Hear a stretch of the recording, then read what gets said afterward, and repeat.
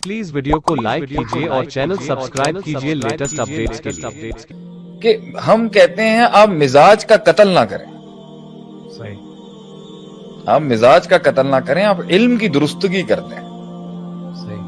डट के खड़े रह के मुकाबला करने की सिफत बहादुरों की और इमामों की रही है।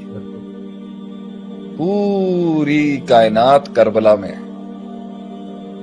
पूरी कायनात उस करबला में जो कायनात मौजूद थी वो हुसैन रदी अल्लाह ताला अन्हु के खिलाफ थी, लेकिन आप पीछे नहीं हटे और दुनिया ने देखा कि नबी सल्लल्लाहु अलैहि वसल्लम का खून हक के लिए, क्योंकि वो सिफ्ते आलिया थी।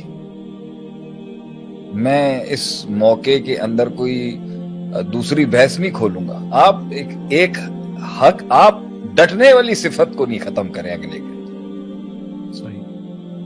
इल्म को दुरुस्त करें, इल्म की दुरुस्तगी कर लेंगे हम। सही। इसलिए मैं यहाँ पे कहूंगा कि अखलाक बगैर इल्म के बड़ा नुकसानदेह होता है। जज्बात भी बगैर, जज्बात बगैर इल्म के और अखलाक के औसाफ जो है, चाहे वो मजमूम है या महमूद है, वो दोनों बगैर तस्किया और इल्म के फसाद ही होगा। हमने हमेशा का इल्म बगैर और इल्म बगैर तस्किया नफ्स के फसाद ही होगा, और साफ बगैर इल्म के फसाद। इसलिए बंदे के औसाफ और उसकी सिफात और एट्रीब्यूट्स बगैर इल्म के फसाद और इल्म बगैर तस्किया नफ्स के फसाद। तो डटने की सिफत, शुजात और बहादुरी की सिफत, अपने मन में डूब के पाजा सुरागे जिंदगी की सिफत, अपने मन के रस्तों पे चलने की सिफत, तन्हा चलने की सिफात, रेवर से हट के जिंदगी गुजारने की सिफात, और फिर रेवर के साथ चलने की सिफात। लेकिन एक वक्ती तन्हाई, एक वक्ती अलहदगी, एक वक्ती माशरे से आइसोलेट होना, गारे हिरा में चले जाना, 36 साल की मुबारक उम्र, दुनिया किसी और डगर पे है, जमीन और आसमान का इमाम है, वो एक गार में बैठा है और सोच रहा है और तन्हाइयों के अंदर अब इंतजार कर रहा है, फैसलों का इंतजार कर रहा है, हिदायत का इंतजार कर रहा है, रिवायात का इंतजार कर रहा है, तगय्युरात का, एक इंकलाब का इंतजार कर रहा है। इस सिफत को तो आप नहीं खत्म कर सकते। यही तो किसी विजन और कॉज के लिए शहादतें और जान देने का जज्बा जो है, ये तो नहीं खत्म कर सकते। तो अगर वो गलत है तो सिफत के आगे, उसकी ताकत और पावर के आगे इल्म को ठीक करें आप उसका, कि ये गलत इल्म के लिए तुम खड़े हो गए, सही। ये गलत तजर्बे से तुम खड़े हो गए। असल काम है ये उसके डटने की सिफ्त जो है उसको कायम रखें, लेकिन जो उसकी बुनियाद है, जिसपे वो खड़ा है या जिसपे उसने स्टांस लिया हुआ है, उस पे उसको जो है वो दलील या फिर उसका जो स्टांस है वो वाजे हो कि वो क्यों कर रहा है। यानी उसका वाई जो है वो मजबूत हो, वाई उसका जो है वो अच्छा हो और क्लियर हो, क्लैरिटी के साथ हो, और उसके बाद उसके ऊपर स्टांस ले। और माशरे में ये काम मुरब्बी, रहबर, काउंसलर्स, उलमा, असातिज़ा, मौल्लिमीन, मेंटोर्स, इन्हीं का काम है ना। ये माशरे का के बड़ों का काम है ना कि वो उसको सही करेंगे। बच्चे की, कौमों के, जवानों की सिफातें, मुकाबले और डटने की सिफात तो कौम के लोगों की नहीं खत्म की जा सकती।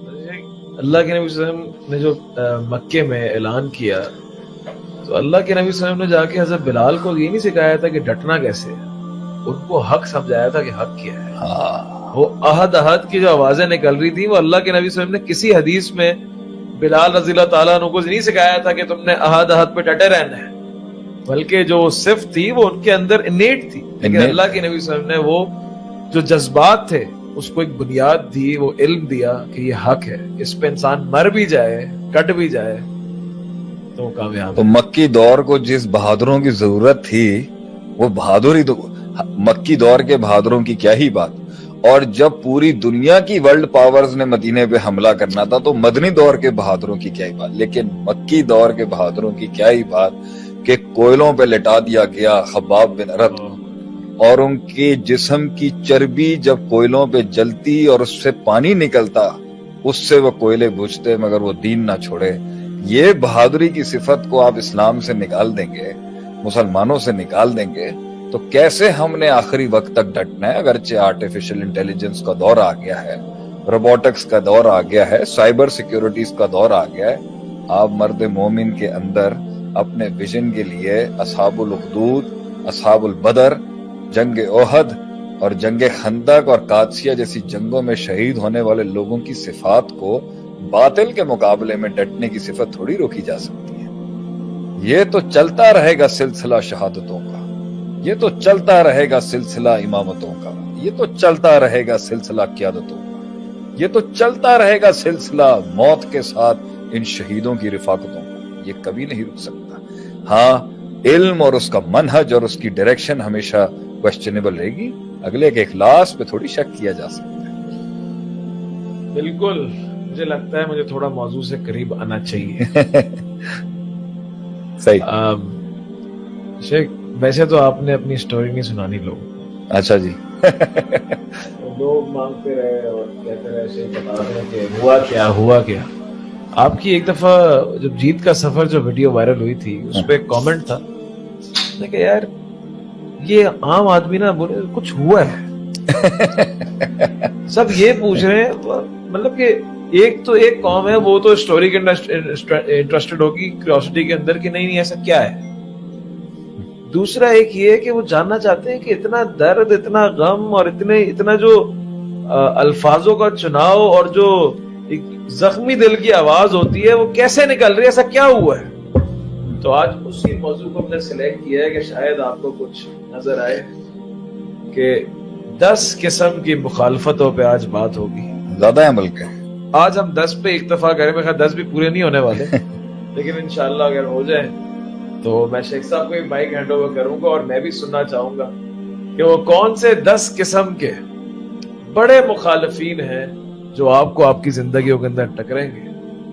शेख साहब ने भी सामना किया हो और हर इंसान कहीं ना कहीं किसी ना किसी नहज के ऊपर उनसे मुलाकात जरूर करता है। हाँ, मैं ये बात पहले भी अपनी कौम के लोगों से कहूंगा और आज भी कहता हूं कि मेरे सुनने वाले, मेरे सामीईन और मेरे चाहने वाले या मेरे ना चाहने वाले जो लोग बैठे हैं, मेरा कभी भी ये दावा ही नहीं रहा कि भाई पूरी कायनात के सारे एक्सपीरियंसेस भाई मेरे साथ हो गए। मैं इस बात की भी थोड़ी सी बात को मैं पसंद नहीं करता कि लोग शाह साहब के बारे में ये बात कह देते हैं कि भाई इनके साथ तो सारे ही मसले हुए हैं सिवाय एक मसले के।